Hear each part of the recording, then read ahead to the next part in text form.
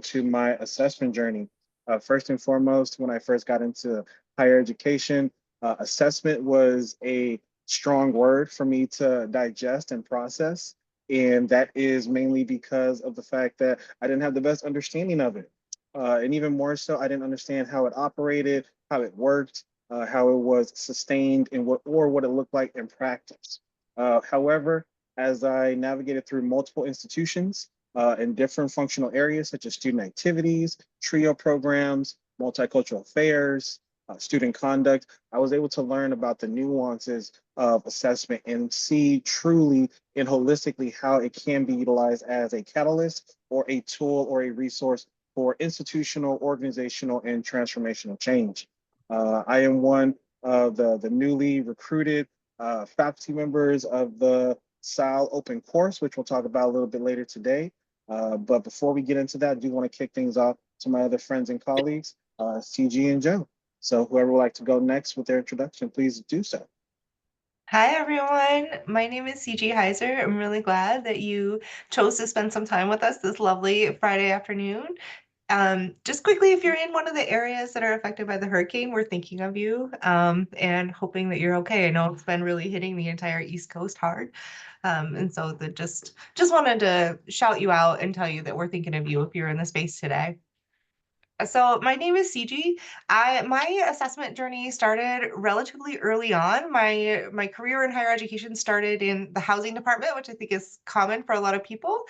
And in my very first full-time housing role, I was tasked with conducting a needs assessment for matriculating international students because that was the housing population I was designated to help and support their student success. And so that was when I first got introduced to the concepts of assessment and how they can help us know more about what people need and what people are seeking for their success and how best to support students. And I really loved that I could collect information that would help me better support the people that I was there to support. I had the opportunity in that same role to do a program review using the Council for the Advancement of Standards. And I also had the chance in that role to sit on strategic planning committees at the departmental and divisional level. So I had a lot of introduction to student affairs assessment in that role. And as a result, my next role was to be a full-time assessment coordinator, still within a housing department and a large housing department at UNC Chapel Hill. And from there, I went on to be a director of assessment and effectiveness at Western Michigan University. I recently left and am now kind of higher education adjacent. I really wanted to focus full time on leveraging data to advance equity and to advance educational outcomes. And I found that I had a lot of partners who wanted to do that as well. And so I now have the opportunity to do things like co-teach the course with these two fantastic human beings, but also serve multi-sectors in leveraging data to advance equity. Joe, do you want to introduce yourself? Do. Thanks, CG. Hi, everyone. Joe Levy. Um, I currently serve as the Associate Vice Provost of Accreditation and Quality Improvement at Excelsior University. That is an institution that's based in Albany, New York, but we are almost exclusively online. And so I live in Chicago, Illinois. So I'm coming to you live from the Central Time Zone. My background is a little different. I found out about assessment in graduate school. Although I was doing it a lot in undergrad, like I was the one that, standing with other orientation leaders, like I was pulling up the surveys and being like, this is what the parents said, and this is what the students said, and we need to do something about this. But it wasn't until graduate school that I could put language to that practice. And uh, it was just one of the things with my English and math background from undergrad that assessment just always made sense to me. And so in our like assessment class in our grad program, I was seemingly like the only hand up that that was answering questions. So I also in grad school as a graduate student, when I expressed interest in assessment, was amazed at how willing staff were to allow me to engage in this work and just hand it off to me. And I thought, that's so great. I'm getting this professional experience. And then when I talked to my advisors, they were telling me how, yeah, nobody wants to do assessment, which is why they're willingly giving it to you to do it for them. But I saw this as an opportunity because one of the both cool and challenging things for me about getting my master's in student affairs was that I just further loved all aspects of higher education. And I couldn't pick a functional area. And so I was like, how am I going to come out of here and apply for a job when I like so much of higher education? Like, how can I narrow myself to one area? Enter assessment. I always say it's my career cheat code because I can specialize in one thing, but then work with so many other people across the institution. And so I was all set to do, my assessment mentors at the time were like, well, there aren't a lot of entry level assessment positions, especially for somebody with a student affairs background. So just go after any student affairs job and then let them know you're interested in assessment and you can get in a committee and so forth and so on. And that was going to be my plan. But then at the time, Student Voice, which evolved to Campus Labs, which is now Anthology, they were hiring consultants. And my mentors encouraged me to apply, even though it said like required 2 to 3 years experience. And I was like, I don't have that. I'm just a grad student. But thankfully, I got hired, and it was an incredible experience because I got to work for an educational technology company and help do assessment with a number of institutions and see the practice of assessment at a number of institutions. And then I went from there to then doing the work. Actually, the first full-time assessment position I had, I was hired as a director of institution assessments, at a smaller institution. And so not only was I leading assessment, but I was also leading academic affairs assessment. And that's then my career's taken off since then in terms of you can't do too much assessment without talking about accreditation. And so I got involved with accreditation work early on and helping institutions getting off notice and revamping their assessment processes. And have done that at a handful of institutions, earned my doctorate, my EDD in higher education leadership along the way, and also met some cool people like Ciji and Kevin along the way. And I'm just happy to be here talking about assessment and how great it is and how it can be a catalyst even for your career. Because that's the one thing I would call out is I don't think I ever easily could have gotten into the academic affairs side of the house, given my background, without assessment. Assessment was my way to cross that very real divide between academic affairs and student affairs, because it's work that happens in both houses.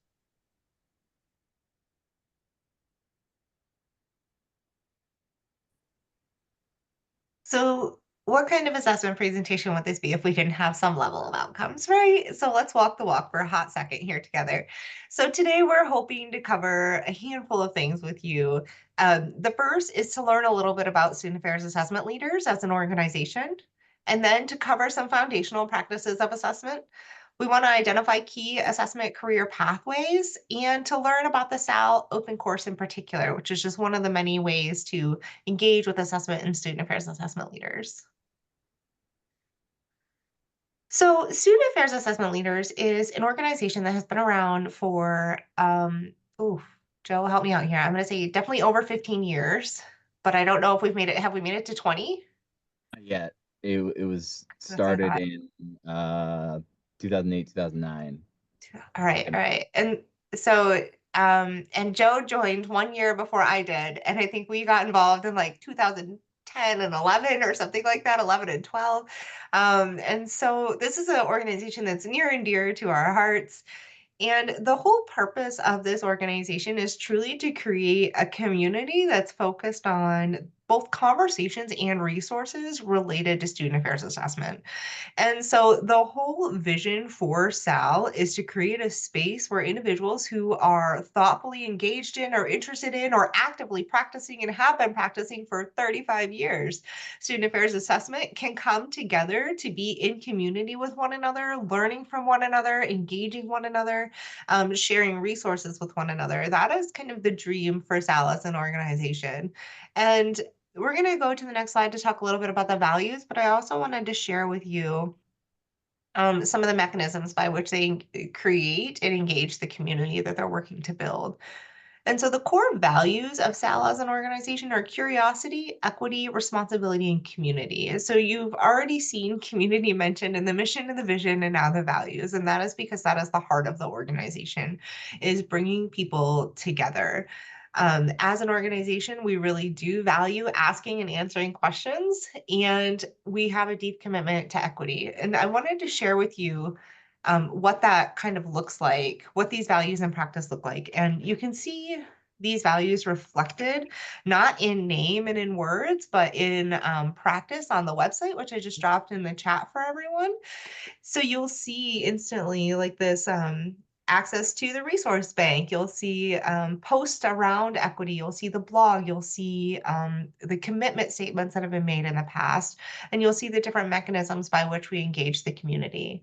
One of the unique things about SAAL is that it is a free organization and it's very accessible at any point in your career. You do not need to have a lot of experience with assessment. You can simply be curious about it. And this is an amazing access point for those who have questions about the work.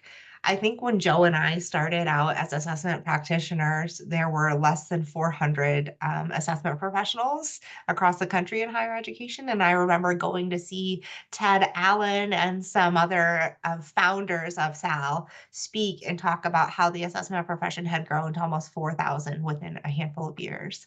And so this community is growing across the country. And so one of the ways that we want to bring all of the people related to or interested in assessment in student affairs is through regular structured conversations and dialogues, the open course, which Joe will talk more about, the listserv, which is very active and very inquisitive. I feel like that is a place where you will see curiosity demonstrated the most as a core value.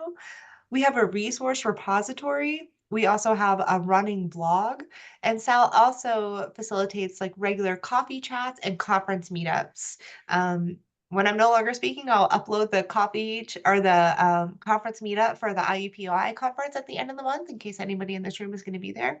But I really want your key takeaway about SAL to be that it's a really accessible, open community that is dedicated to asking and answering questions and creating community and sharing resources.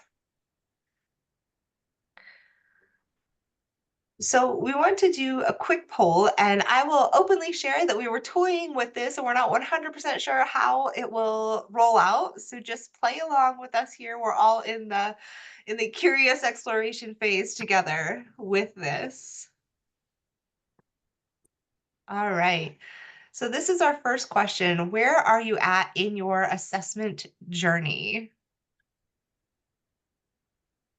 My gosh, this is so exciting. I don't know if any other assessment people are like this, but whenever you launch an instrument, do you just sit there and like hit refresh like over and over and over again? Like you can't wait to see like those first responses come in. Yep.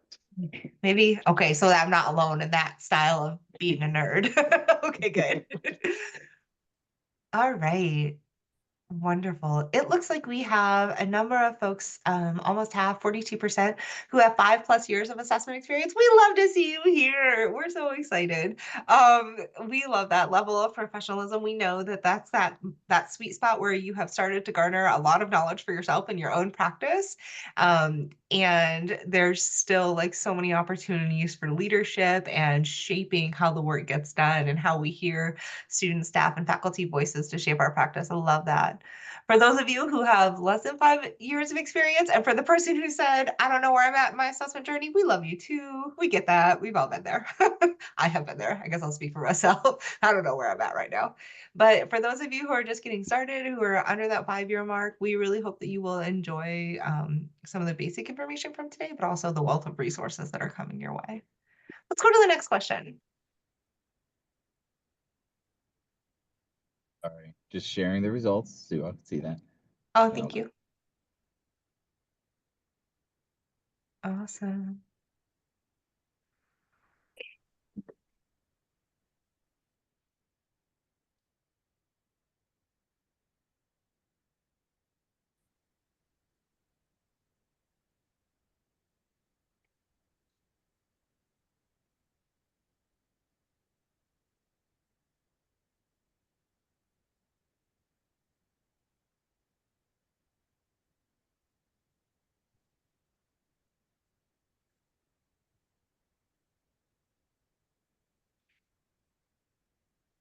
All right. So about 31 people have answered our next question, which is how comfortable are you with executing assessment initiatives?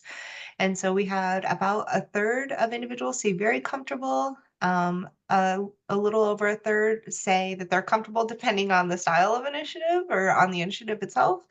And then we had another third say slightly uncomfortable or slightly comfortable. And one of the things that I want to tie back to SAL for you all is that SAL provides really great examples for how to conduct assessment programming because they do so in such a variety of formats. And so we're hoping to share those formats with you today so that even if you're not comfortable conducting assessment initiatives, you can see how other people are doing that work and learn from those examples. And if you're very comfortable conducting assessment initiatives, kind of the other end of that continuum, we hope that if nothing else, you'll walk away with some inspiration for ways that you could do things differently or ask different questions, or even some different methodological tools as a result of engaging with some of the different offerings in SAL. Did you share results? Yeah, the only other thing I'd plug in there too is that I hope Sal comes across this way, but we really are inclusive and want to welcome folks, even if Yeah. assessment is not in your job title. I think Yeah. sometimes people can think that assessment organizations only cater to directors of assessment or people who assessment is their full-time job, when in fact, no. I mean, SAL actually came about because it was a group of people who were in student affairs roles and had assessment kind of tacked on to their job. And so they weren't full-time assessment professionals. So they needed support, they needed community. So those are very much in our roots. And so I just want to make sure and share that, especially for folks who have less experience or also don't feel as comfortable doing assessment, that this is a great home for you, for sure. Yeah. Joe is also foreshadowing another portion of the session that we're going to cover later on. So stay tuned. All right, let's go to our last poll question. And this is, beyond this is shifting from your comfortability and your experience with assessment towards more like the culture of assessment at your organization. That's something that people speak a lot about in the assessment space is kind of to what extent is this a priority for your institution, for your department, for your division, for your organizational leadership? These, assessment is a process that is shaped by external influences, and it can be a really political endeavor and a political process, and that's okay. It's just helpful to be clear on that and have strategies for navigating that. So we wanted to ask this question to see how you all were feeling about how assessment was prioritized at your institution and what your experiences have been. So we had a handful of people say that assessment is definitely not a priority at the institution. We had about 63% say that assessment is somewhat of a priority, but could be better. And we had 25% say that the institution or organization highly prioritizes assessment. And so I think one of the things when we get to the Q&A might be for those of you who have institutions that highly prioritize assessment to share examples of what that looks like. So that for others who are building that culture or helping to develop that priority at their own institutions and organizations, that they can see or hear some strategies or see what it looks like at the end. Sometimes it can be hard to build a culture of assessment when you don't know what you're working towards. You've never seen what a culture of assessment, a successful culture of assessment looks like. And so I think when we get to the Q&A portion, if any of you who said that your organization highly prioritizes assessment would like to share kind of what that has looked or felt like for you, that would be amazing for our other participants. All right, shall we move on? Thanks for sharing the results, Joe.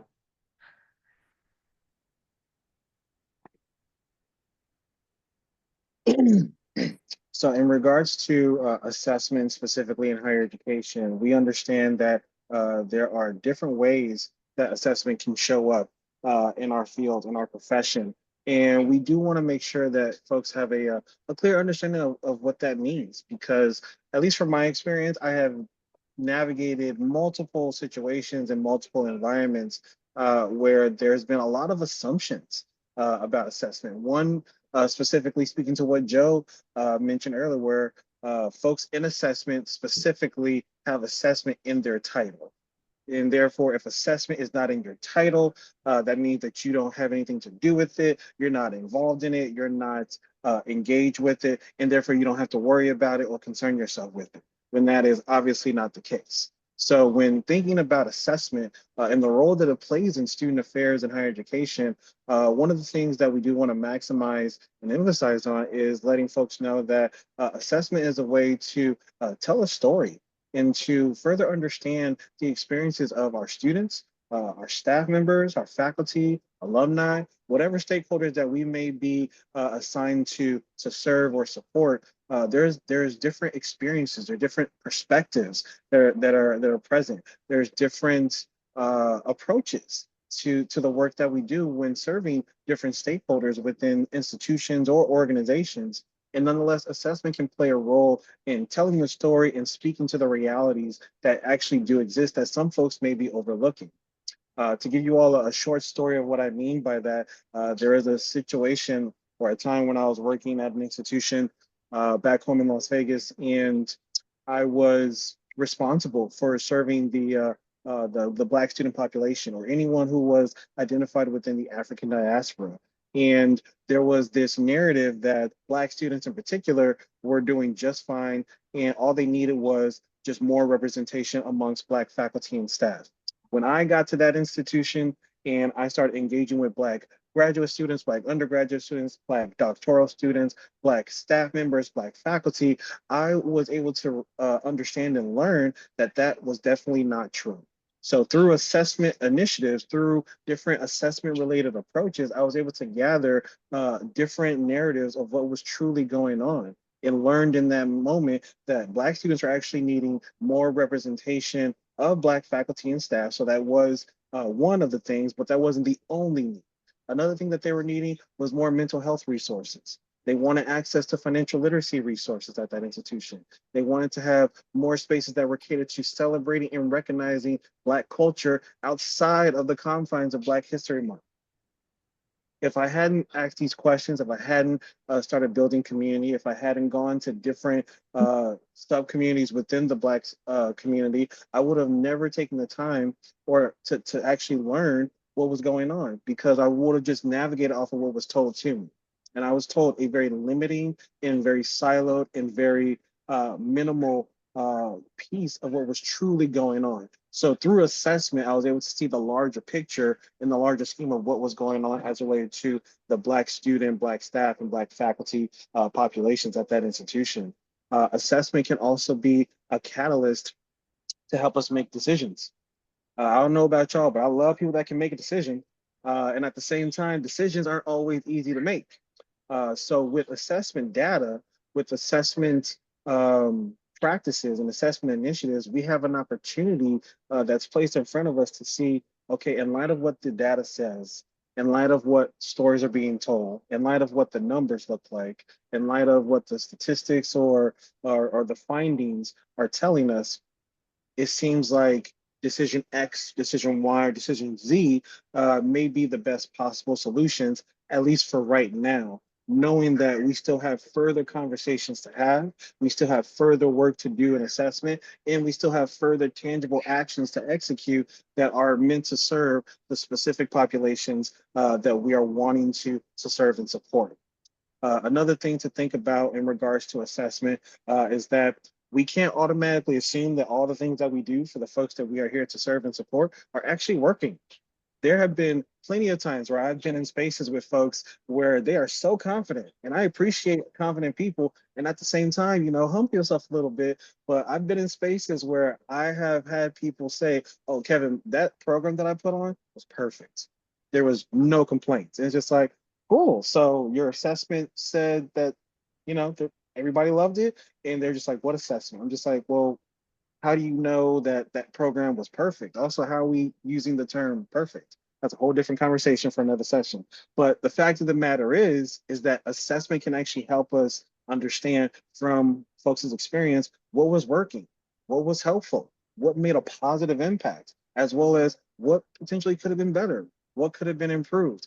and giving us an understanding of what to be mindful of, because we may think that from our very limited focal point that, hey, maybe that program was perfect to you, right? And at the same time, maybe that was the worst program ever to somebody else. And we need to know why. And we need to understand how we can be better, knowing that we potentially had a different perspective than other folks that were in that space. So assessment truly can be a catalyst and as well as a tool and a resource for implementing change, enhancing standards, but also enhancing impact to those that we serve and support. CG or Joe, anything that y'all would like to add in regards to that? Two things. I'll let CG think of it. The two things that I just want to add on is, like, one, for the example you just gave, one of the things that I think can be very reassuring, but also really help people focus with assessment is that it's focused on student learning, right? And so, Mhm. we recently had an example where in like a leadership meeting, everyone's concerned about enrollment and persistence or intention, like played a phone call of one of our admission folks talking to a student. And so then we were like trying to diagnose, like, well, what'd you hear, and what does this represent for our interactions with students? But one of the things that I was able to bring to that conversation was, you know, admission person, and when we think about the student's experience, like, how does that relate to learning, right? Not just, to your point, Kevin, like an event, were they satisfied, was there good food? Well, what were they supposed to get out of it from a learning, knowledge, skills, or behavior perspective? I think often about like conduct and counselings as interventions, that feelings aren't always happy there. Students aren't always excited to go to conduct meetings and leave those conduct meetings. So sometimes those spaces don't want to do assessment because they fear it'll make them look bad. But we know those are uncomfortable conversations, and we're not necessarily expecting students to be super satisfied with them. But what we hope is that when they leave those interventions, they've at least learned what they should have learned, right? They recognize their behavior. They recognize what policies they're at least being accused of broken, right? So I think it's important that assessment can help really take the focus off of potentially blaming people or evaluating people, and looking more at like what learning is like, did the intervention have its intended impact?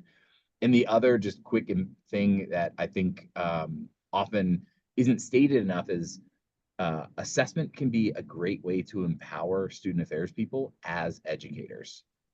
I think so often the entire field of student affairs is dismissed as student support, or that we're just help, or that we're, customer service for students while they're really taking classes.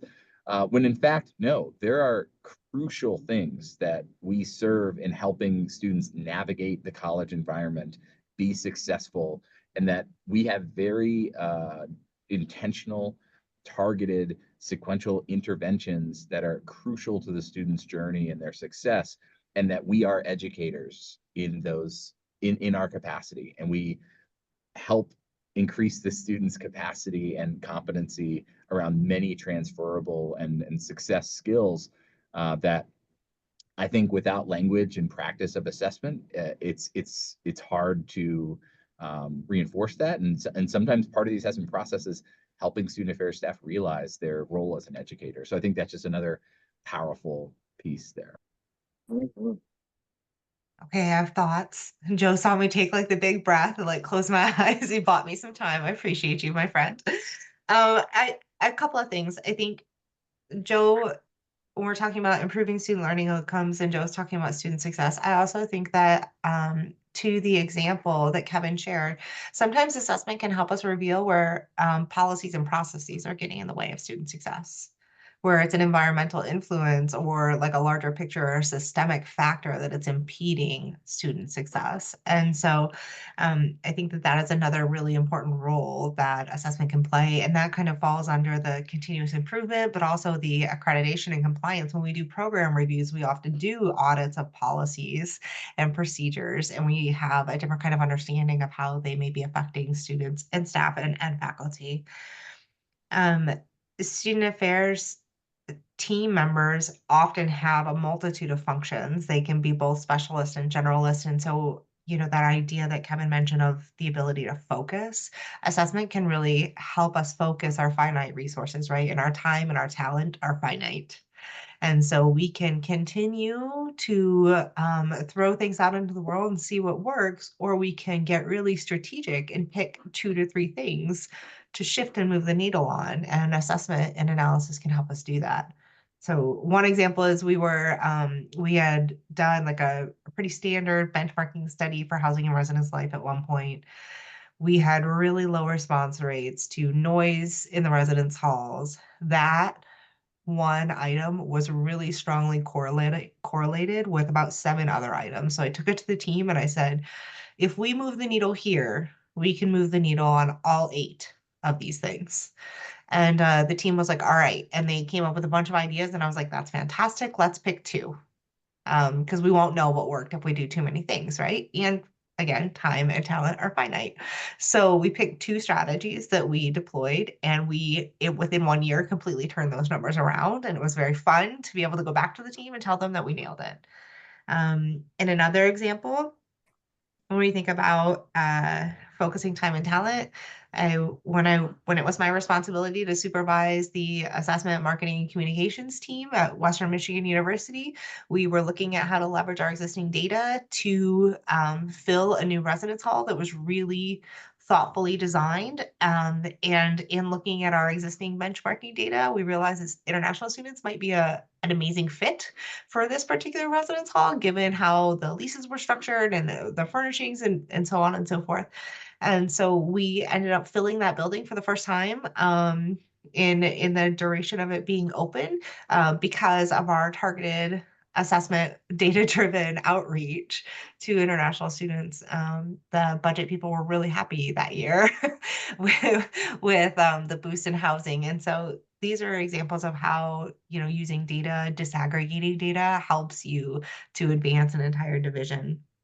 I'll also say that when we think about how we collect evidence, using different methods, I just gave 2 examples of benchmarking studies, but think about methods of data collection as ways to showcase student voice, whether it's as individuals or in the aggregate. And that becomes really important with the idea that Kevin mentioned of story, data as story, because that is what you're doing. You're telling the story of the students' lived experiences. And it's really important that we use multiple tools of our trade to capture those stories in a robust and realistic manner.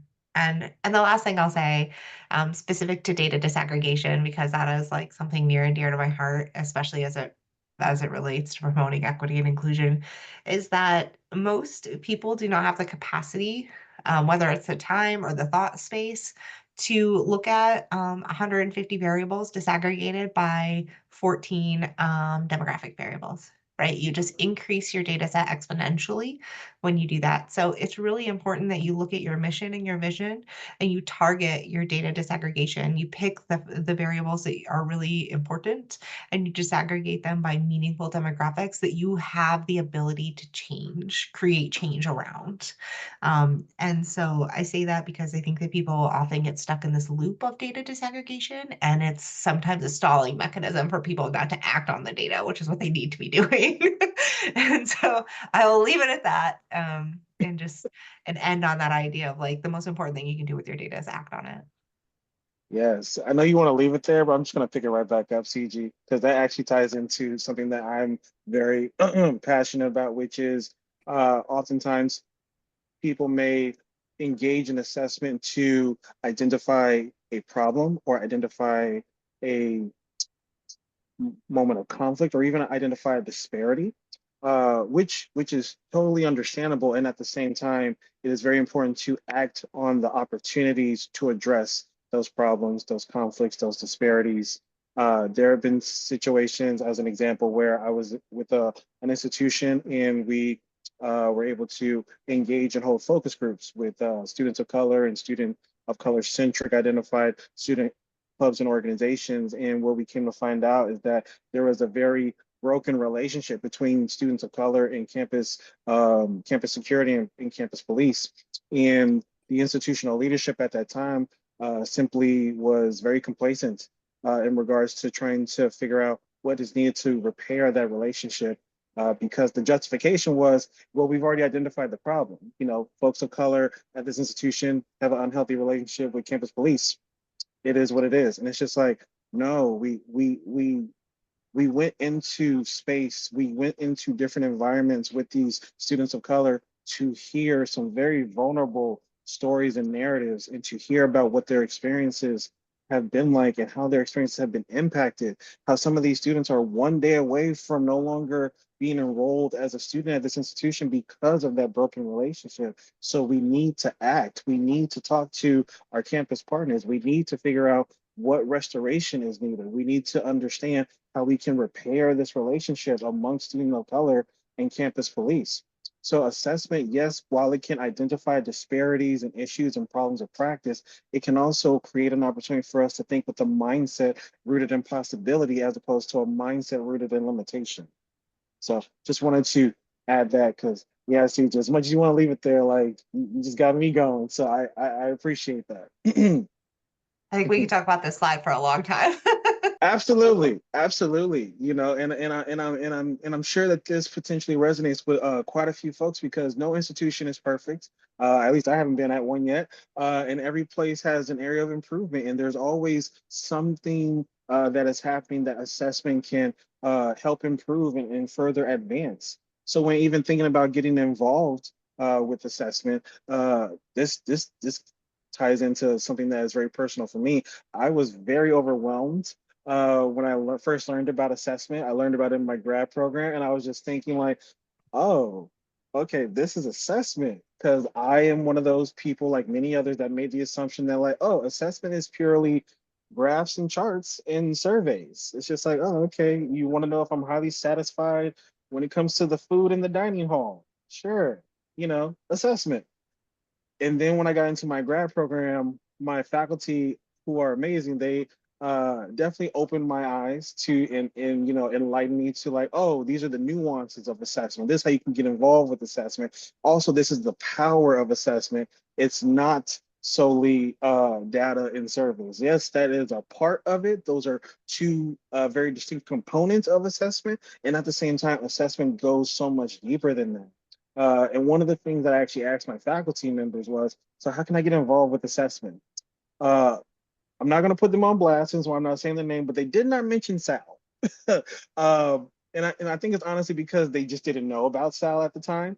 But they did let me know about different opportunities on my campus where I could sit on different committees. I could get involved with different task forces, or I could essentially go to my supervisor with my graduate assistantship or go to other faculty members and learn about the opportunities of what assessment initiatives they were currently working on that I could potentially support, whether that was an actual assessment initiative or potentially co-authoring assessment-based scholarship, and also taking the time to look at different conferences and different professional associations that delivered or executed sessions about assessment or executed webinars about assessment or even learned about different volunteer opportunities when it came to assessment.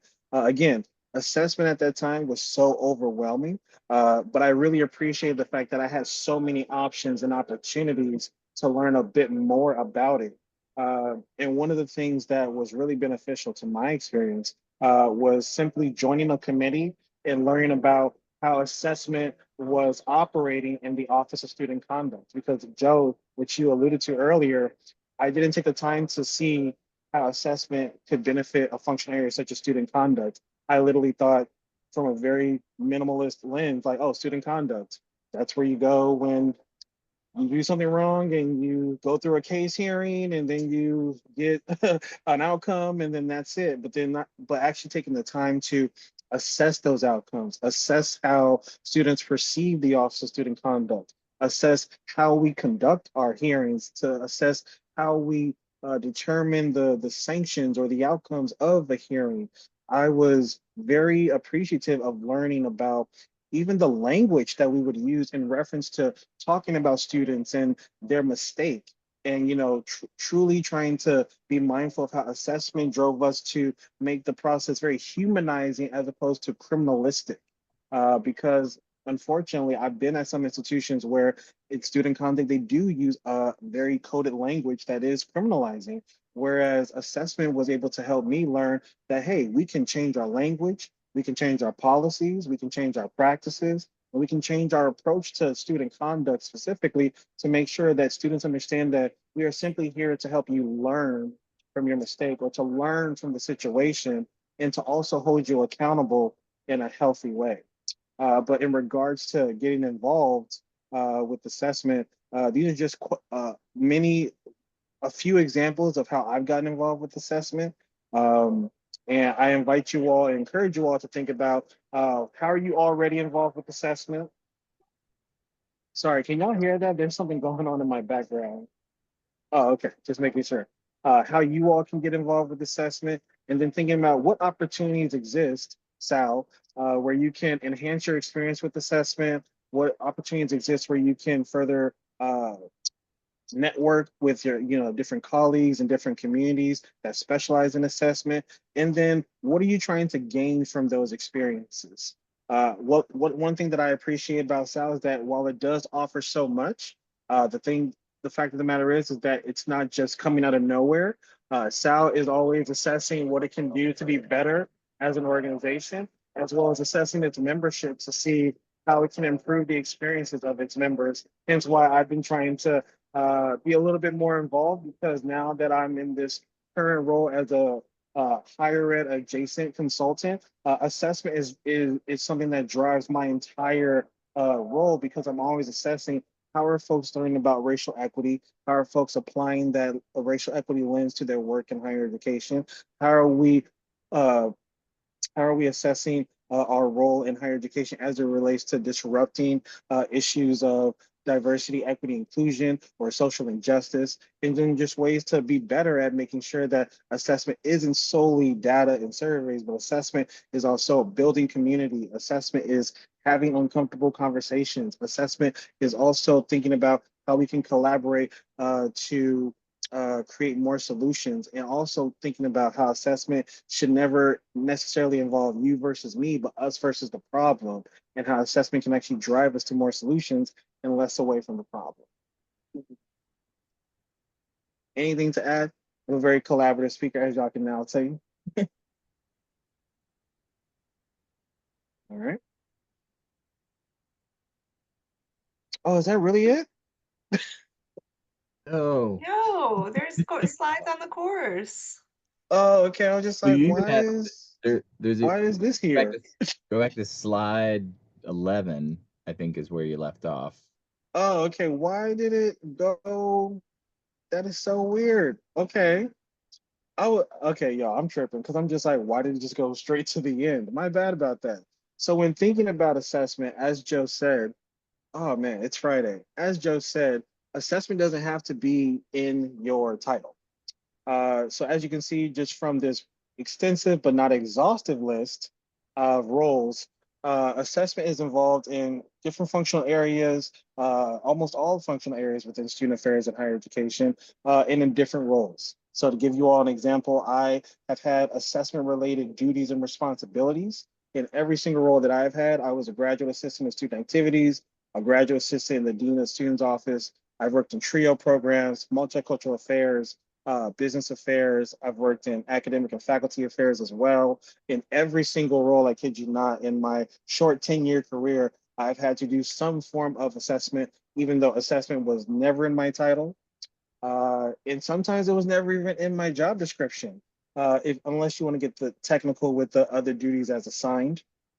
Bullet point in the job description. But just know assessment is something that I would say is growing more rapidly in popularity, in terms of like, hey, there's a need for it. There is an appetite for it. And we also need to make sure that we are addressing the stigma or the assumptions that come with assessment, knowing that it is integral to. Is there a question? I'm sorry. Oh, Go ahead. thank you, CJ. Okay. And also knowing that assessment is integral to everyone's work. Something that I have been told multiple times by my mentors is that it is very easy to assume in higher education that particular tasks, particular processes is only one person's responsibility, but assessment is not one of those things. He went on to say that like a lot of people think that diversity, equity, inclusion is just the chief diversity officer's responsibility solely. No, it's everyone's responsibility. And my mentor spoke highly about that in regards to assessment as well, where assessment is not just the chief assessment officer's responsibility or the vice president's responsibility. In some way, shape, or fashion or capacity, assessment is everyone's responsibility because we want to make sure that when we are collecting data, when we are hearing stories, we are making sure that we are capturing as accurately as possible what is truly happening for the students that are on our individual and respective campuses. We never want to use assessment in a weaponizing manner. And what I mean by that is that we never want to paint communities as a monolith, because sometimes that does happen through various forms of assessment. So it is very important for us to think about how are we capturing this data, how are we capturing this information, and then how are we taking the time to understand our specific responsibility as it relates to driving and executing assessment related initiatives within our specific roles.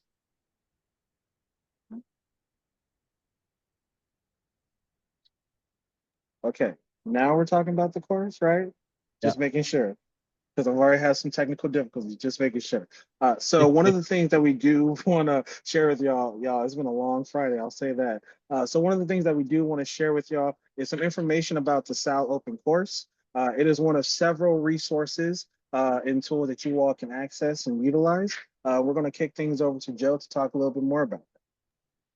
And as I chat here and as we're sharing resources and wrapping up, feel free to start chatting any questions you have in the chat that as they come in, folks can answer asynchronously, or that we can also just be ready to address when we wrap up. But I just wanted to make a quick plug for the course, given the topic that we've been discussing today, because the course has been one of the things that's attracted a lot of people. We average over 1,700 people each course run. This last course run, we were just under 2,000. But the course is open, it's free, it's self-paced.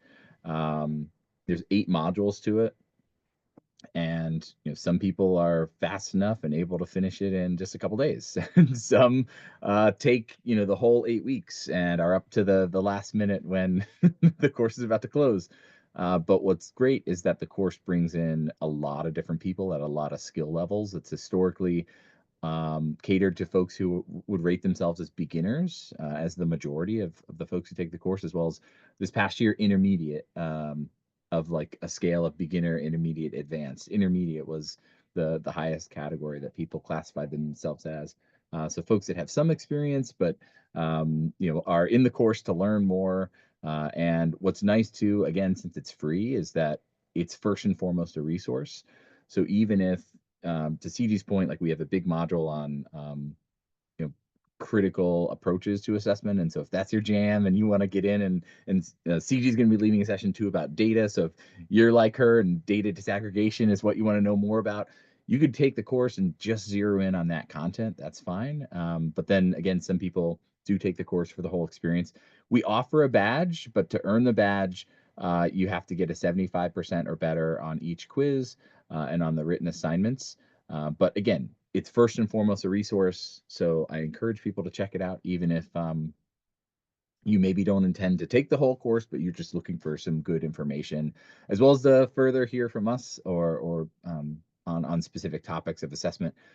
The next slide shows the actual modules. So if you're curious what the content is, you can see it there. Likewise, I'd also put a plugin on our website here for the open course. We have a copy of last year's syllabus.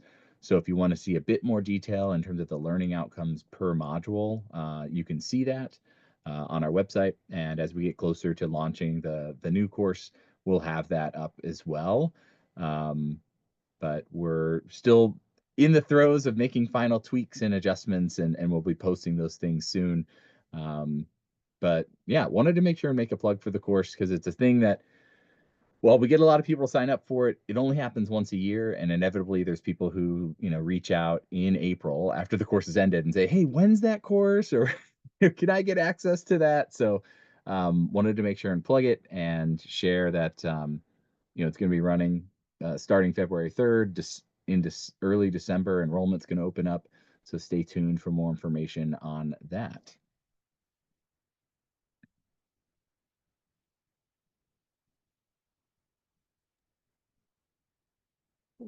All right, folks.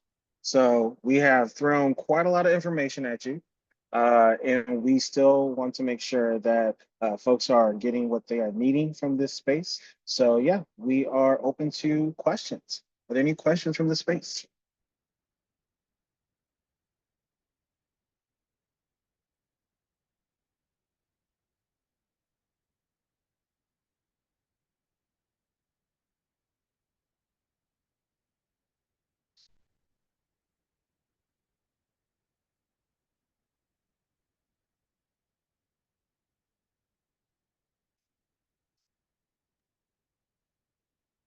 Could I ask a question out loud? Yeah, go for it. Yes, please.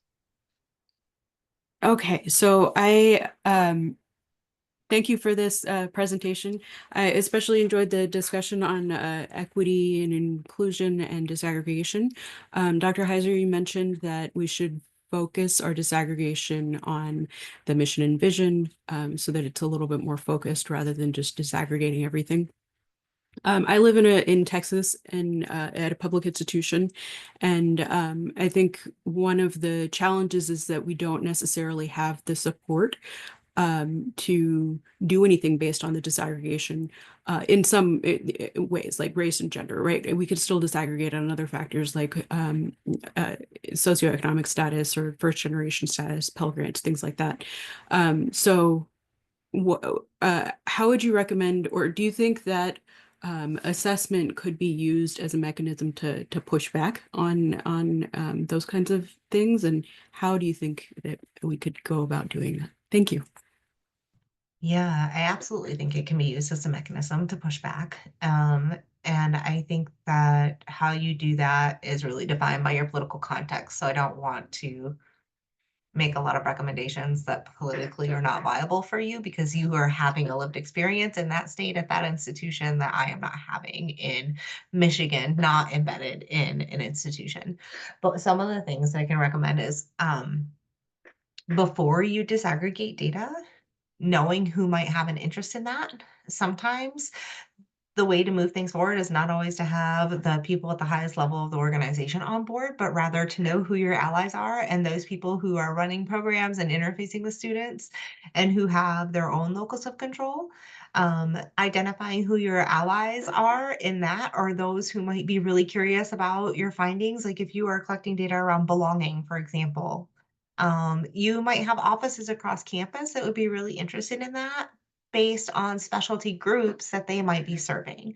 And so sometimes it's not always about, sometimes it depends on, or the best way to make movement, I'll say, is to get the people in the room who care about that information and will want that information to impact their programs and services. I think also you mentioned disaggregating by maybe variables that are more accessible to people who are really resistant to the DEI conversation, like socioeconomic status.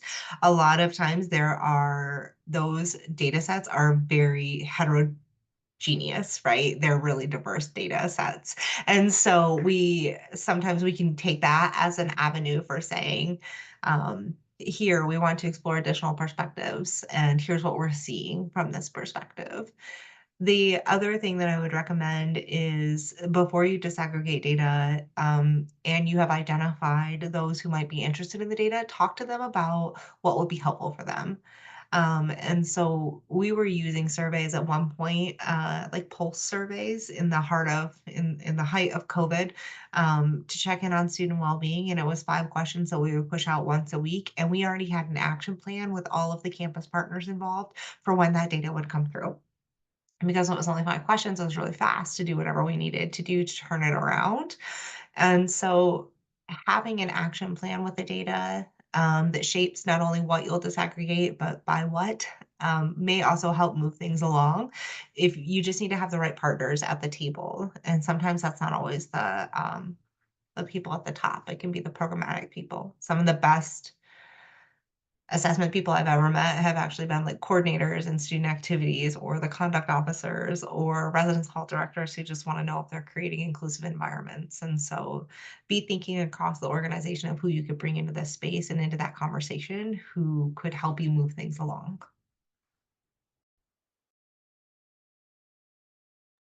Thank you.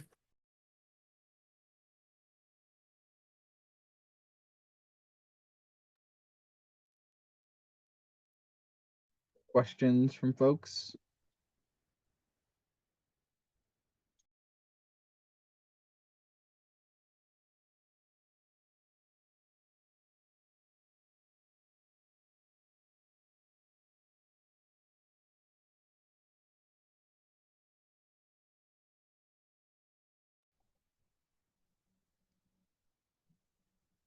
Right. Well, thanks everybody for coming. We appreciate having you here. And yeah, we'll be sharing out the recording. It'll go on SAAL's YouTube channel. And for folks who have registered, we can share a copy of the presentation so you have that. And folks who registered but didn't attend will be able to see the recording too. So don't hesitate to follow up with us, or also, yeah, get involved with SAAL. You can email our general email that's listed there, or also contact our fearless president, Renee Delgado Riley, if you want to directly ask about opportunities. But our general email, folks can also sort that and reach back out with you. And again, you can contact us as advocates and champions for SAAL, as well as us individually to hear more about our journeys and the work that we're doing. So thank you all, and appreciate you being here. Thank you everyone for attending. Thank you, everyone.